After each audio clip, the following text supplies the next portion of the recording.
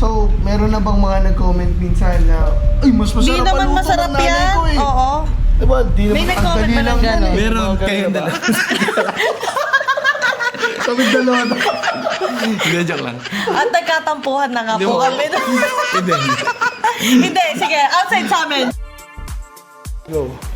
Hi, I'm Luis. And I'm Julius, and we are the Balsters. Welcome to Baltrip, ang Ang kwentuhang kwentuhang bawal, Mabad Trip episode number... 32.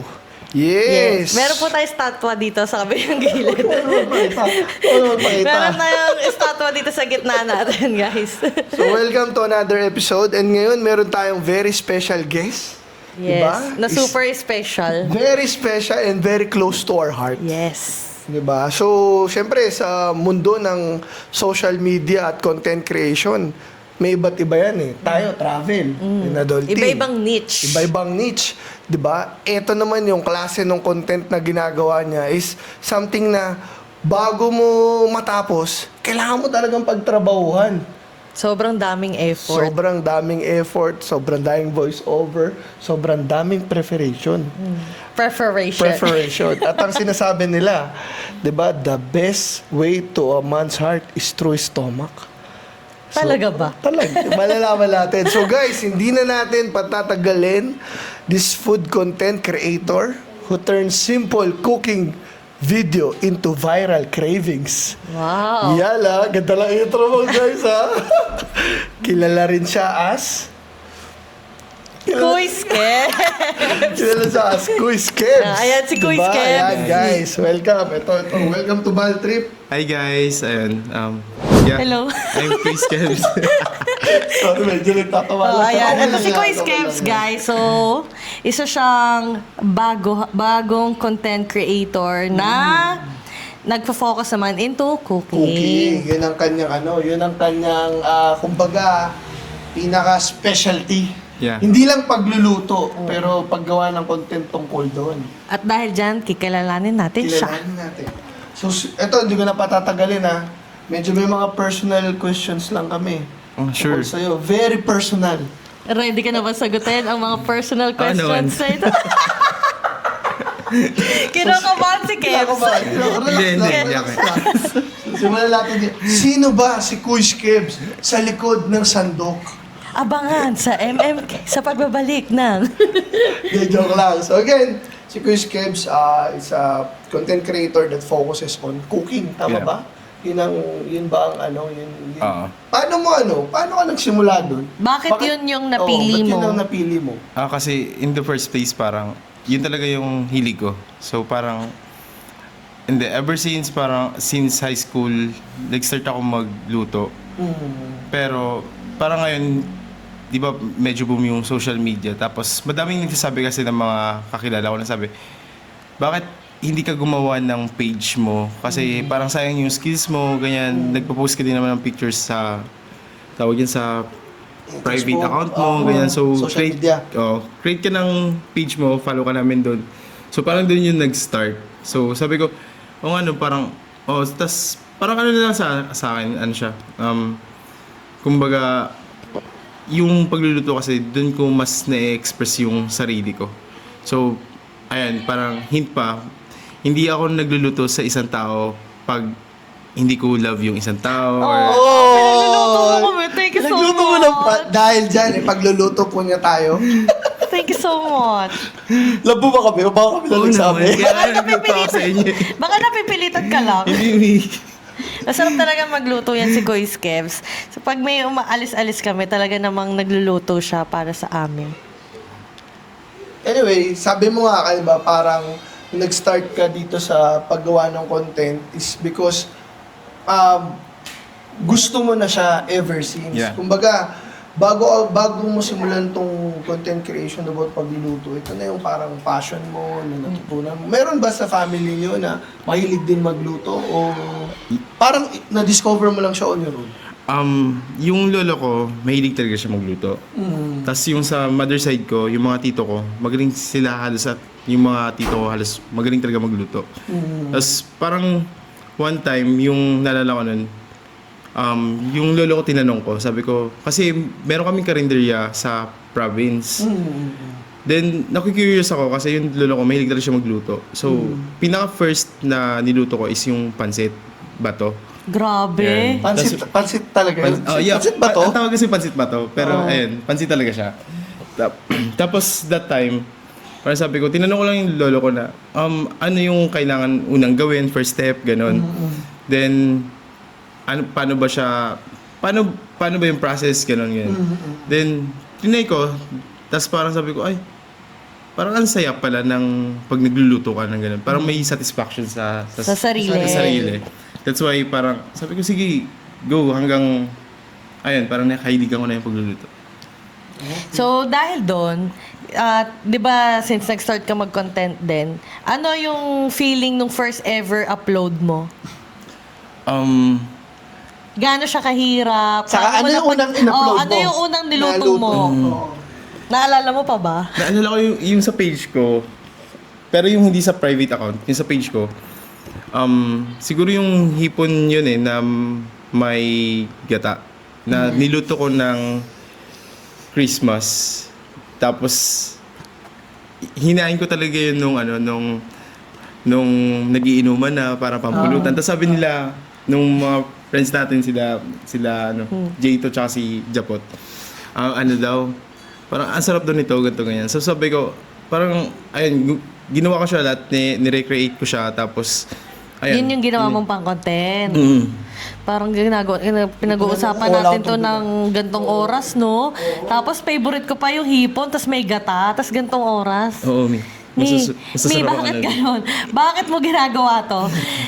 So yung first upload mo, ano siya? Paano mo siya in-start? As in, nag-start ka ba na hinanda mo muna, di ba? Anong tawag doon? Anong tawag doon sa pag-prepare nung pag-prepare nung mga nung mga foods, ingredient? Oo. First is, ayun, prep mo muna yung ingredients. Then, syempre parang meron ka ng step-by-step process na gagawin dapat. Parang, kumbaga naka tawag yan. Naka-ready na. Yeah, naka-ready na. Ayun. Nakalatag. So, ayun, para hindi ka lang mawala. Dapat, una sa lahat, syempre, alam mo yung lulutuin mo, kung ano ba yung gusto mong i-content, ganun. So, ayun. So, anong feeling naman nung may nanonood ng mga content mo? Kasi more on sa TikTok, di ba? Medyo may mga nagko-comment, nagtatanong. nag-review. Oo. Anong feeling na may nanonood na niluluto mo? Masaya siya, overwhelming in the first place, lalo na pag kunwari marami yung viewers, ganun. Kasi parang na-entertain sila, pero ayun, parang iniisip ko na lang siya, yung content creation ngayon na parang hindi ko actually ginagawa yun to satisfy na yung all the viewers. Kasi to be honest, subjective naman yung manonood, kumbaga kung ano yung hilig nila, kung ano yung gusto nila. So, ayun. Dumating ka na ba sa moment na, uy, kaya ko pala to, yung mga gantong... Parang nagulat ka sa sarili mo, Kaya ko nagawa pala mo." to na nagko-content, nagluluto, all at once. Actually, iniisip ko dati, parang sabi ko, parang ang hirap gawin. Kasi, after work, parang meron pa akong, besides sa pagluluto, parang meron pa akong mga other activities or Na ginagawa, di ba? Parang mag-gym Parang or busy ganyan. ka. Oo. So, nung ginagawa ko yung content creation, so nagkaroon lang ako ng timeline or scheduling kung kailan ako mag-edit, kailan ako magpo-proceed ng voice over. So parang may routine ka na kung kailan, anong araw, anong oras. Yes. Oo. Okay. Parang sa atin, di ba? Parang kung Kumbaga may kailan system. yung podcast, kailan siya isushoot. Tama. Okay, ito naman. Kasi usually nagluluto ka, di ba? And syempre gumagawa ng content. Ano ba yung madalas na uuna? Yung pag-isip ng content idea, kung paano mo siya ipe-present, o yung recipe? Actually, Sa part mo? Sa part ko, both na nangyayari yun. Kasi, minsan, bago ako mamalengke, may iniisip na ako kung anong yung gusto kong lutuin. Plano na. But, may times din na namamalengke ako randomly ng ingredients. Then, dun sa ingredients na yun, parang nag-iisip ako kung ano pwedeng lutuin dun. So, yun yung part na medyo challenging. Pero, ayun, masaya siya. Masaya siya kasi pag nagawa mo yun, parang, ay, yun na, yung sagot dun sa kanina na tinatanong ni Mami Wisa na ano, na Luisa. Okay, ito. ng Ballsters na ano, sorry. Cut na lang. ng Ballsters na ano, na tawag yan, ano? Doon kung ano yung nauna. Kung ano. Ayun na. So, paano mo pinipili yung lulutuin mo? So, for example, gantong araw, etong content na to for Wednesday, ang lulutuin ko ay ganto. Paano mo siya napipili na ano yung lulutuin mo? On that day. Or pag namalengke ka ba, Naka-prepare na ba for the week na lahat ba yun? Para sa For ganitong the week content, na? pang 3 araw na content na to, plus ulam namin, parang gano'n. And inuulam mo ba? Yun yung next Yung question. niluluto Inuulam, di ba? mo. Kasi baka mamaya presentation lang pala to. Kasi kung inuulam mo, sana matikman din namin. Alam mo naman Address address namin. natin. So ilalagay na namin dito sa sinabi na namin sa'yo sa video para may ebidensya kami kung papadala mo kami ng pagkain or hindi. Oh, game na. At dahil doon, paano mo siya pinipili? For, pag namamalengke ka ba, for the whole week na, for ilang days pag namamalengke ka? Pag namamalengke ako, for the whole week yun, actually, 90% ng pinamamalengke ko is for food content na yun. So parang for ito cooking content ito na talaga yung gagawin ko for... Yes. Sige, dahil doon, na-curious ako. So, tuwing kailan ka namamalengke? Every Saturday, ng madaling araw. Ng Oo. madaling araw. So, Friday pa lang, bago pa dumating yung Saturday ng madaling araw, may listahan ka na kung ano yung lulutuin mo for the following week. Yeah, meron na. Meron ng parang mga 3 putahe, pero, 3 recipe, pero yung the rest, dun lang ako mag-iisip sa, sa napamalengke. Napamalengke pa. Okay. Okay. So, and syempre, speaking of pag nag-shoot ka, kasi syempre, normally, let's say sa amin, sa travel content, ang shoot namin, nasa travel kami, nasa biyahe na kami. Yun na yun eh. Tsaka yung, for example, yung hotel, yun, kailangan namin ma-feature yung hotel na tinira namin, kung okay ba siya or hindi siya okay, ganun. Halos ganun na Oo. eh. Sa cooking ba? Sa'yo, kakaiba eh. Kasi syempre, bukod sa magbo-voice over ka, mag-isip ka ng concept, kailangan mo rin i-prepare eh.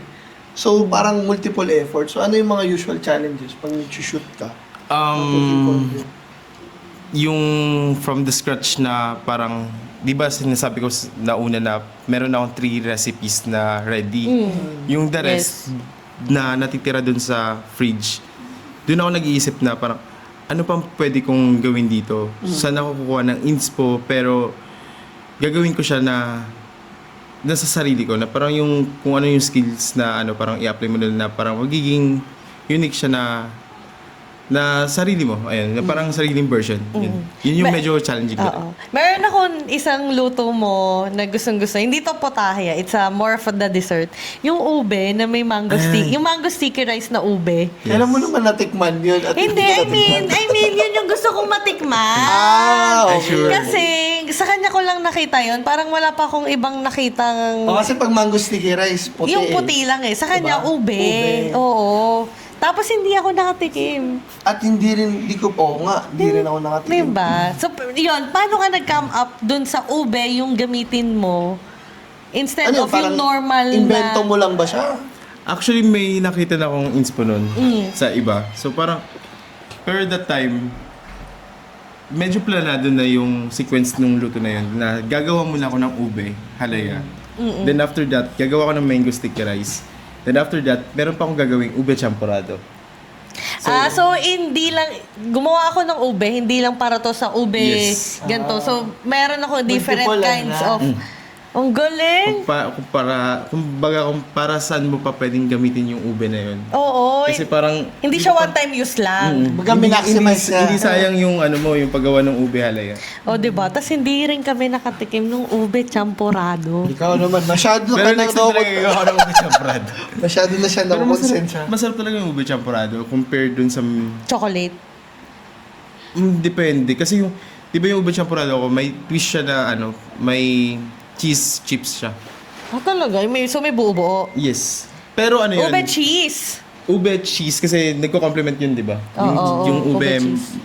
matamis, then yung cheese salty. So, yun, complement siya. May tanong ako. Meron ka bang recipe sa mga content na ginawa mo ngayon na invento mo lang? Parang ikaw lang mismo. Oo. Yung shrimp, yun yung first content. Yung first content, yun Yes. talaga, sarili mo lang yun. Yes, Hindi yung yun, shrimp curry. Hindi yung ginaya sa iba, hindi yun. Hindi ko siya nakita sa iba na ginawa kasi parang usual na nakikita ko nung ginagawa yung shrimp na yun is yung mga buttered shrimp, ganyan. yun normal, Buttered. Yung ano nga yung Japanese something. Tempura. Tempura, ganun. Sinigang na hipon. O kaya yun guys kung gusto niyo makita yung pinakaunang recipe na invento ni Kuy Skebs, i-check niyo yung first ever video niya. Itatry ko. Ipipin namin. Ilagay dito ha. Hindi ko may papangako pero susubukan ko. Kasi hanapin ko pa kung pang ilang minutes to. Di marami na rin kasi siyang, to tell you honestly, marami na siyang na-post na different content sa mga different platforms ng social media, sa TikTok, diba? Pati sa Facebook, sa IG. Facebook yun. Diba? So parang, yun nga yung pinag-isipan din namin ni Bal na parang, grabe no, ang daming, sobrang effort gawin. Oo, Ng tama. content na ginagawa ni Kuy Skebs. Diba? So, meron ka na bang video na nag-viral so far? Yung sa Black Up, Black up. Sorry. Kala ko ano. Okay. Black up TikTok. Okay. yung sa TikTok, Just like Titi! Sabi mo, Gen Z kasi. ano siya, yung macaroni, umabot siya ng 400k views. Oh, talaga ba? Macaroni soup yun, yung sopas. Sopas.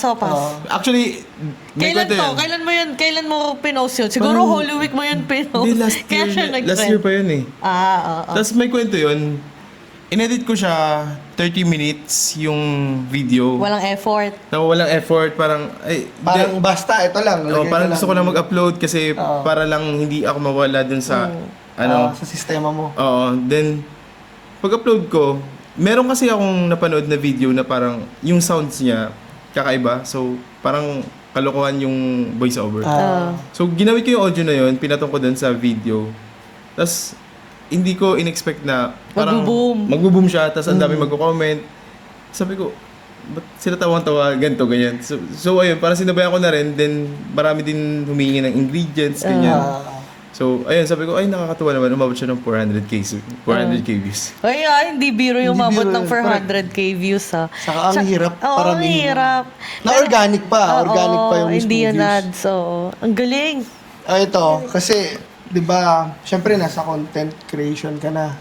So, alam naman natin, pag nilabas mo yung sarili mo sa social media, Hindi yung nga mga na nilalabas. Dito pa lang na sa atin nilabas Oo yung nga sarili pala. niya.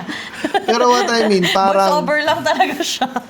di ba, nangyayari is, nagiging prone ka sa mga, syempre, hindi naman lahat ng opinion ng tao makikinig sa'yo. Yes, di ba? oo. So, meron na bang mga nag-comment minsan na, ay, mas masarap Di naman paluto ng masarap nanay yan. ko eh. Oo. Diba, di naman, May ang nag-comment dali ba lang ng yan eh. gano'n? Meron Mga kayo ganun, na. Kami dalawa daw. Hindi, joke lang. At nagkatampuhan na nga Hindi po mo- kami. Hindi. Hindi, sige. Outside sa amin. Outside sa Naalala ko. Wala pa naman actually, pero nag-aantay ako na may Hindi, joke lang. Hindi, parang if ever dumating man yun, parang, Paano mo siya i-handle? siguro, Guys, nagtatapo ako sa inyo. Kasi galit. hindi. Maglilip siya sa group. Hindi sa ngayon, parang it will take as compliment na lang kasi parang, Okay. ibig sabihin, napapansin na yung, napapansin yung videos. It's still a good Yep. Good Marketing. Yes. Correct. So, kung meron kang parang isang rule sa sarili mo pagdating sa paggawa ng content, ano yung tingin mong rule na yun for yourself na effective for you?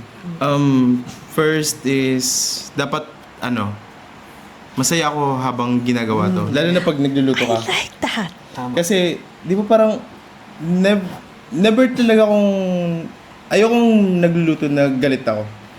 Kasi, Pag galit ka, hindi ka nagluluto talaga. Hindi. Or pag malungkot ka, hindi ka nagluluto. pag malungkot, parang siya yung... Hmm. May sabaw siya. Siya yung outlet mo. Siya yung outlet Paano mo. siya outlet yun? Pag malungkot, So, may pag galit sabaw ka, siya. nag-order ka lang sa Grab. Hindi ako sorry guys, hindi ako fan ng fast food. Oo nga. Hindi dahil sa wala akong pambili. Hindi ako fan ng fast food kasi parang iniisip ko, Sayang. mag-aantay ka ng 45 minutes, tapos kaya akong gawin din sa bahay. Though, meron naman talagang needs mo ng fast food minsan kasi para may iba naman yung taste buds mo, parang ganyan. Ayun. Okay, in terms of paano mo pinapagrow yung current social media mo? Para ano yung mga ways mo. Para at least dun sa mga gustong pasukin din yung ganyang klase ng ano. Sa akin yun, actually medyo mahirap kasi parang 1 year na ako din yung followers ko hanggang ngayon mababa pa rin. Though, Pero yeah, organic kasi, organic naman Yeah. yung, kaya ka fina-follow kasi nagugustuhan yung Yeah. content mo. Correct. Slow progress talaga siya kapag ganun. Though, ayun, wag lang kayong parang mapagod if ever gumawa ng content. Totoo. Lalo na gusto nyo yung ginagawa nyo kasi Tama. parang hindi lang naman yun dahil sa kung may makukuha ka or ano, parang it's about sharing yung gift sa'yo ba ng ano, Tama. yan, ni God na parang, I mean, nung mundo. Hindi, Yun, tsaka yung- hindi mo naman siya totally ginagawa para sa ibang tao eh. Yeah, Ginagawa mo siya. For yourself. For yourself. Diba? Tama.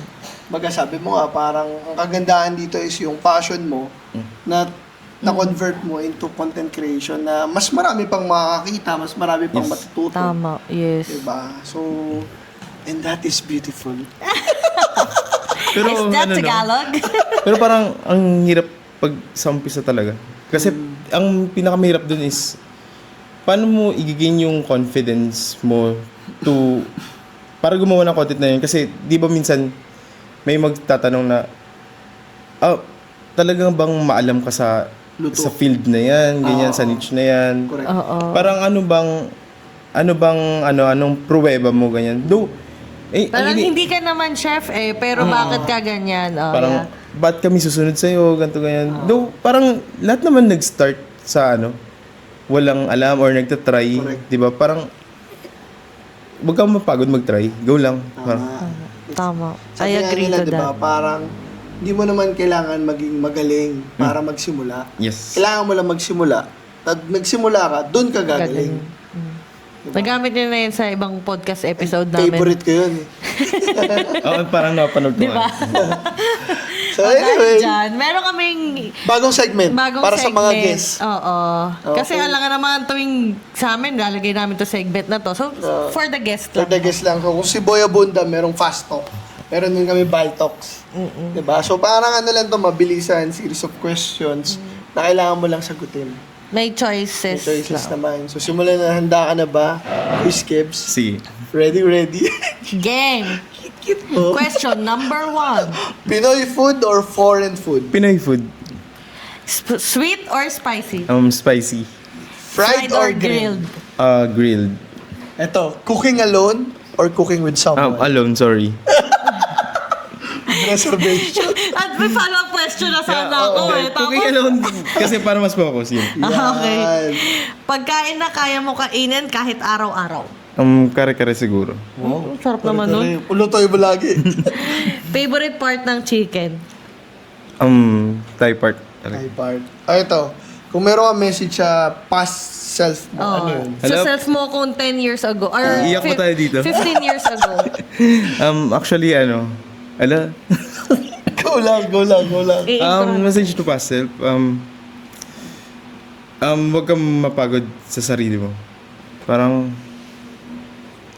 dapat, naging mas sinubukan mo pa. Parang, hindi ka dapat nagdadalawang isip na subukan yung mga bagay-bagay. Kumbaga, mas magtiwala ka. Kasi, yun yung medyo nag-regrets ako na, ba't hindi ako nagtiwala sa sarili ko? Yung ibang tao naniniwala, parang ako hindi ako naniniwala. Okay. And that is very touching. At muntik pa ka magkaiyakan. So, yun. Yeah. Ikaw na. Ano ang na-realize mo as you go to adulting? Yes. Simula na naging 30 ka. Oo. At nagbabayad ng bills? Yun, karugtong na rin nun yung sinabi ko na na sana, di ba parang mas nagtiwala ka sa sarili mo. Sana parang hindi ka naging, kumbaga, hindi ka distracted kung ano ba talaga yung gusto mong gawin sa buhay. If ever may gusto kang gawin sa buhay, tapos yung mga nangyayari ngayon hindi pa align, The stars is not yet aligned. yes, huwag kang mapagod na Tuloy na. ituloy yun or ma-achieve yung bagay na yun. Yep. Ito, what drains you more? people or responsibilities? Wala ko talagang pakialam sa tao.